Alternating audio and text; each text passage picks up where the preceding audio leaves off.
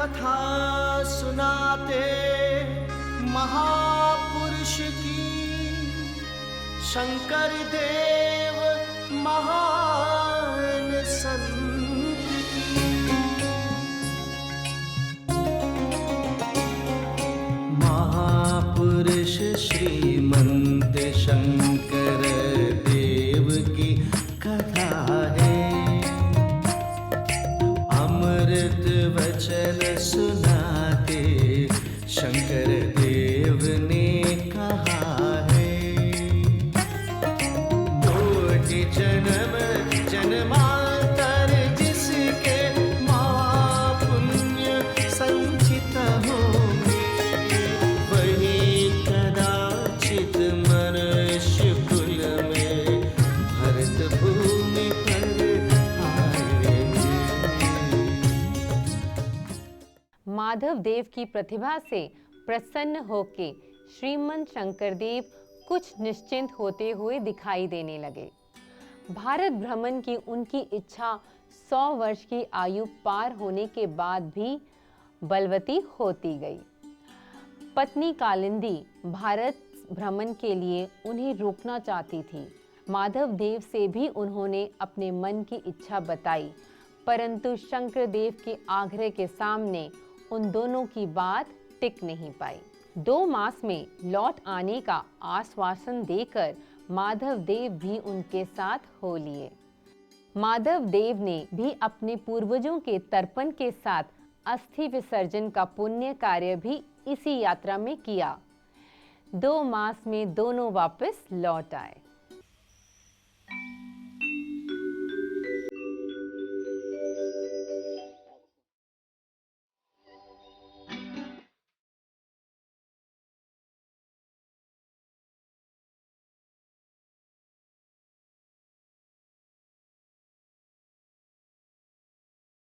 माधव, इन सासी पत्तों को एकत्रित करके दूसरी कक्ष में रख दो।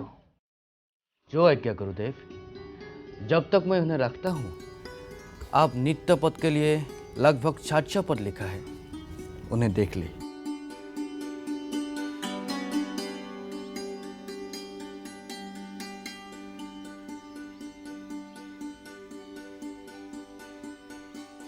अद्भुत। जिस प्रकार राजा बलि के पूरे राज्य को 3 पग में पूर्ण किया, साक्षात कृष्ण बिजली प्रकाश से सुंदर, अति सुंदर। माधव, इस प्रकार तो मैं भी नहीं लिख सकता। गुरुदेव, आज मैं जो भी हूँ आपकी पूर्ण प्रताप के कारण हूँ। आपने तो भगवत कथाओं की अद्भुत रचना की है। आपका पतन पातन ये पंक्तियाँ जो कोई पढ़ेगा और सुनेगा, उनका तो भारतवासी होने का अभिमान होगा। प्रणाम गुरुदेव।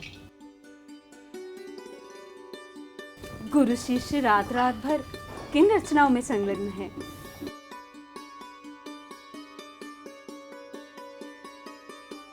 पिछले कुछ दिनों से आप दोनों नामघर भी नहीं आ रहे हैं, और कालिंदी देवी भी बता रही थी कि जब से राज्यसभा से लौटे हैं, कक्ष के भीतर सांची पातों को लिख रहे हैं और रंग रहे हैं। आता, मेरी आयु अब कितनी है? मैं शीघ्र, अति शीघ्र विष्णु अवतार के प्रसंग को आपने लोगों को नाट्य रूप में प्रस्तुत करना चाहता हूँ। इन थोड़े ही दिन में गुरुदेव ने जरासंध युद्ध, सुदामा की पात्रों, सड़की कथाओं को अद्भुत प्रकार से लिखा है।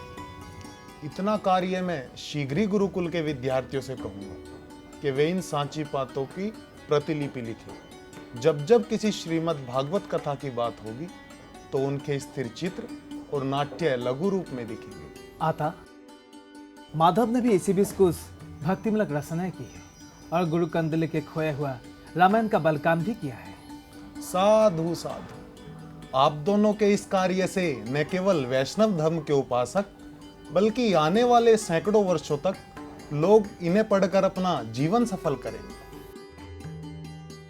क्या आप मेरे गीतों को शुद्ध कर रही है? नहीं, मैंने केवल इनको शीर्षक दिया है, नाम घोषा।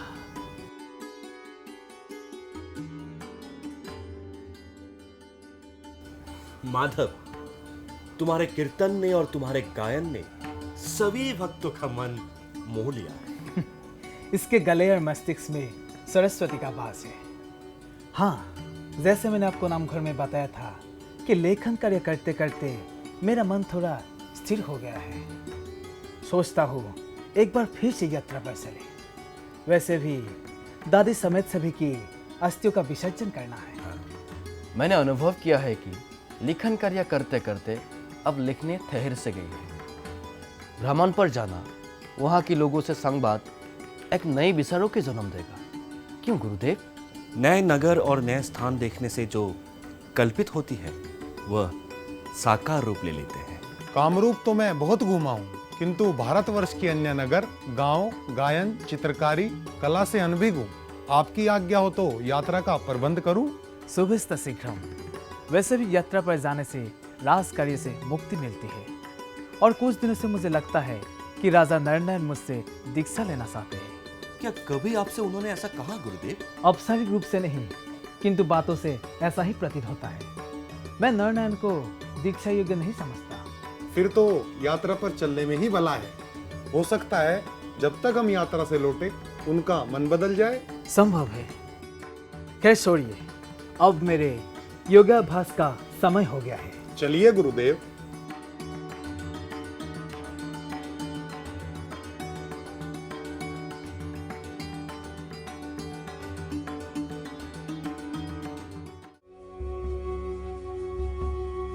माधव, जरा रुको। तुम लोग चलो, मैं आता हूँ। मुझे तुमसे कुछ बात करनी है। मैंने सब सुन लिया है। भला इस आयु में कोई इस प्रकार की कठिन यात्रा करता है? किंतु आप तो जानती हैं कि उनके मन में जो बात आती है वो पूर्ण करती है। आप भी चले। मैं कुछ नहीं जानती। मैं गृहस्थ हूँ। रामानंद आदि का भी देखना है। आज मैं तुमसे कुछ मांगती हूँ। आशा है तुम निराश नहीं करोगे। यदि मेरे वश में होगा तो अवश्य आपकी इच्छा पूरी करूंगा। तो यात्रा का विचार उनके मन से निकाल दो। मैं तो सिर्फ प्रयत्न कर सकता हूँ। वैसे ही वो पूरी तरह अस्थि परवाह करने के लिए जगन्नाथ जाना चाहता है। तो ठीक है, पूरी से लौटा कर लाने का कर्तव्य तुम्हारा है। आपकी आज्ञा का पालन करने का केवल प्रयत्न कर सकता हूँ। मेरा पूरा प्रयास रहेगा कि हम पुरी से वापस आए।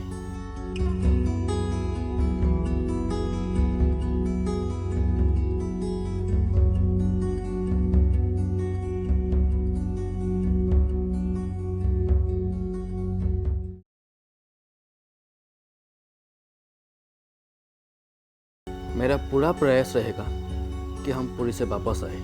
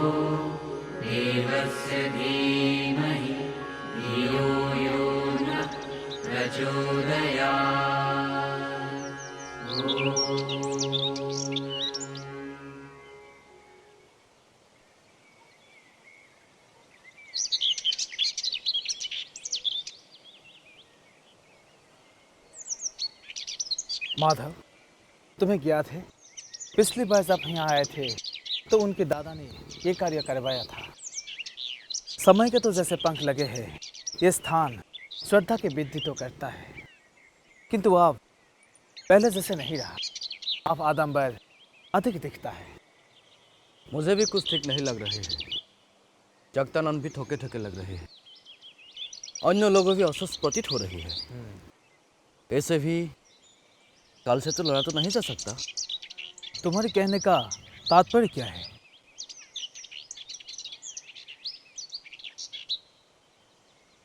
कुछ अधिक नहीं। आपके पिछली प्रवास के बातें सुनकर जो कल्पना की थी, ये यथार्थ देखकर लुप्त हो गई। ऐसी बात नहीं है। दक्षिण के अद्भुत पूजा स्थल और वहाँ के लोग, द्वारका, काशी, वृंदावन, मथुरा का प्रवास तुम्हें अवश्य प्रसन्नता का अनुभव देगा। ऐसा हो भी सकता है और नहीं भी।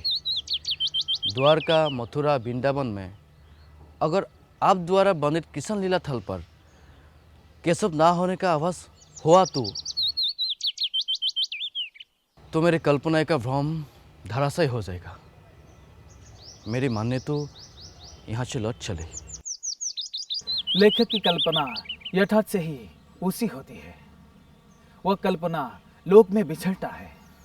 जब धरती पर आता है तो उसे धक्का लग सकता है। तो ठीक है, यदि तू अपनी सोच का धरना सहन नहीं कर सके तो चलो वापस चलने की तैयारी करें।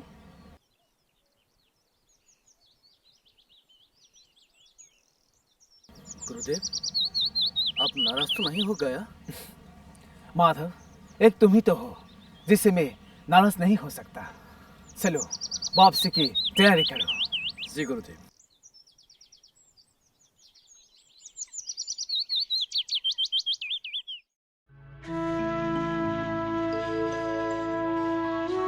हरि बोल, हरि बोल, हरि बोल, हरि बोल, हरि बोल, हरि बोल। हरि बोल, हरि बोल।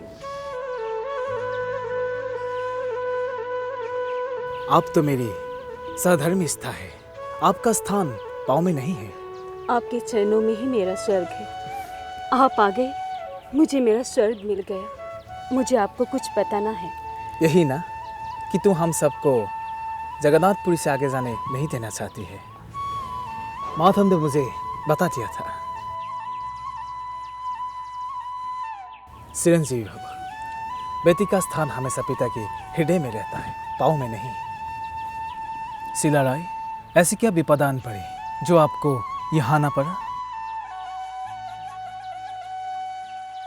आप मेरे साथ चलें और मेरे निवास स्थान पर कुछ समय रहें। पुत्र की घर पर अनावश्यक रहना नहीं चाहिए। वैसे भी मुझे नाम घर जाकर अपने अनुयायी से मिलना है। वहाँ पर राज्य के सैनिक आपको कारागार का मेहमान बनाने को प्रस्तुत रहेंगे। ऐसा क्यों? मुझे कारागार में क्यों? आपके जाने के बाद पंडितों और पदभक्तों ने राजा नरनारायण के कान भर दिए कि आप अहोम राजा के साथ मिलकर षड्यंत्र रच रहे हैं। तो फिर मैं राजन के पास जाकर सत्य बता दूंगा। आपको सत्य बताने का अवसर नहीं मिलेगा। आपके जाने के बाद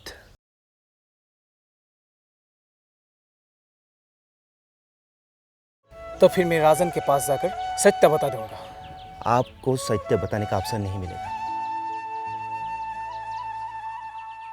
आपके जाने के बाद ठहरो। जब तक कोई निर्णय नहीं हो जाता इस बच्ची को कोई हाथ नहीं लगाएगा। भला एक माँ कैसे अपने बच्चे को कष्ट में देख सकती है? तुम उसकी माँ नहीं हो, तुमने तो उससे केवल कुसुमा पाला है। केवल जन्म देने से माँ नहीं बन जाती। यदि मैंने इसकी देखभाल नहीं की होती तो ये जीवित नहीं होती। मृत्यु से किसी का कोई संबंध नहीं होता। इनका कहना है कि इन्हें ये बच्ची कूड़े के ढेर में मिली, क्योंकि इनकी कोई संतान नहीं थी, इसलिए इन्होंने इस बच्ची को अपनी पुत्र समान पाला। मेरे पति पुत्र की कामना करते थे, इसलिए कन्या को कुएं के निकट छोड़ दिया। तुमने इतना नीच काम किया। हमारे राज्य में कन्या के रूप में देवी मां कामाख्या की पूजा की जाती है। मैंने और मेरे पिताजी ने देवी कामाख्या मंदिर का निर्माण करवाया है। वहां तुमने कन्या की हत्या का प्रयत्न किया। सैनिकों, इसे कारागार में डाल दो।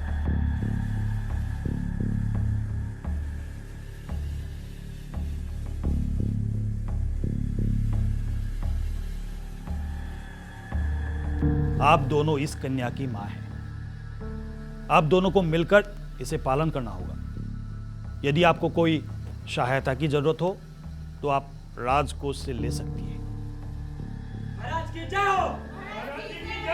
महाराज की जय हो! महाराज जी की जय हो! महाराज की जय हो! महाराज जी की जय हो! महाराज की जय हो! महाराज की जय हो। कहिए, क्या कहना चाहते हैं?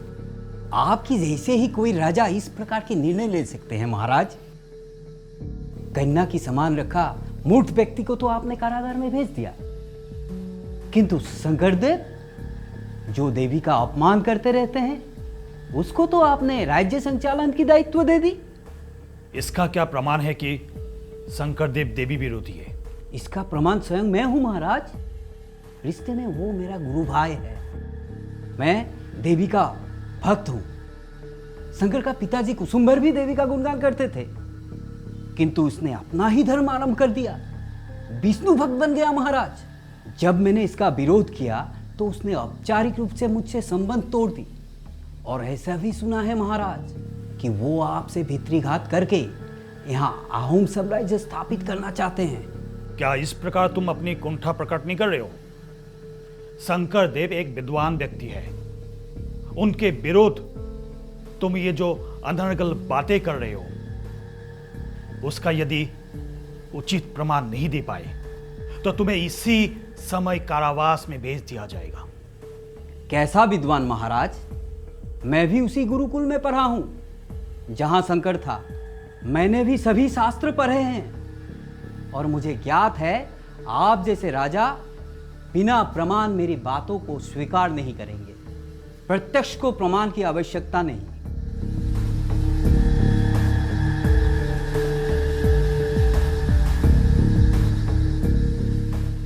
देखिए महाराज, ये देवी की मूर्ति। ऐसी अनेक मूर्तियों का खंडन शंकरदेव और उनकी शिष्यों ने किए हैं महाराज। अगर मेरा बात सत्य ना हो तो मुझे मृत्युदंड दे दे। देवी की मूर्तियों का अपमान, सेनापति इसे समझ जाओ और शंकरदेव को रस्सी से बांधकर लेकर आओ, मेरे समक्ष प्रस्तुत किया जाए। किंतु महाराज, शंकरदेव भारत यात्रा पर गए हुए हैं। गए नहीं, गए थे। भारत यात्रा पर नहीं महाराज, अहोम राज्य कुचक्र रस ने। क्या ये सत्य है? मैं इस बारे में ज्यादा नहीं जानता महाराज, किंतु सुना है कुछ दिन पहले शंकरदेव अहोम राज्य में देखे गए थे। इतना बड़ा विश्वासघात हमारे आदर मान देने का। सेनापति, शीघ्र अतिशीघ्र हमारी आज्ञा का पालन किया जाए।